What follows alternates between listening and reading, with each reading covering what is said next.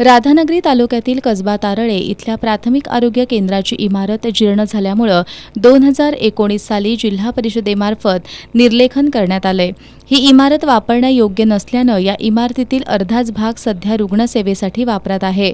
आज सकाळी 8:30च्या दरम्यान या इमारतीच्या छतावरती वृक्ष कोलमडून पडला।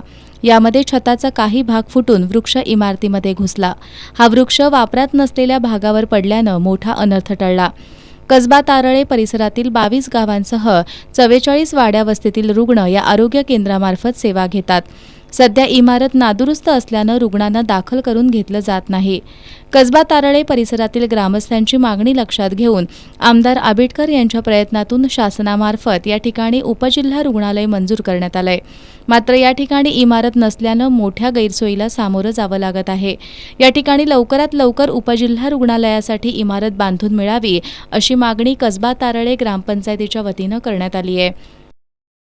कसबा तारळे प्राथमिक आरोग्य केंद्राची जी इमारत आहे ती पूर्ण जीर्ण झालेली आहे, ती निर्लंगीला आलेली आहे। आजच या बिल्डिंगवर झाड कोसळून पडलेलं आहे। तर कसबा तारळे गावामध्ये उपजिल्हा रुग्णालयासाठी मागणी केली असता त्याला मंजुरी मिळाली आहे।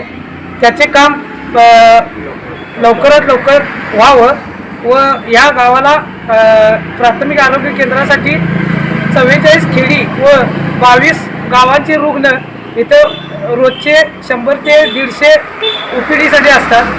त्यासाठी आम्ही तात्पुरती ग्रामपंचायतीमार्फत व्यवस्था करून दिलेली आहे। तरी प्रशासनाने उपजिल्हा रुग्णालयासाठी लवकरात लवकर निधी लावून काम सुरुवात करून घ्यावे।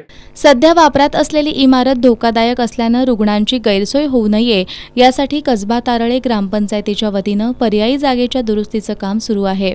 येत्या 2 दिवसात प्राथमिक आरोग्य केंद्राला ही जागा उपलब्ध करून देणार असल्याचं सरपंच विमल पाटील, ग्रामपंचायत सदस्य संभाजी पाटील, हकीम बळवंड, प्रल्हाद कोतमिरे, संदीप पाटील, शिवाजी कांबळे यांनी एस न्यूजशी बोलताना सांगितलं।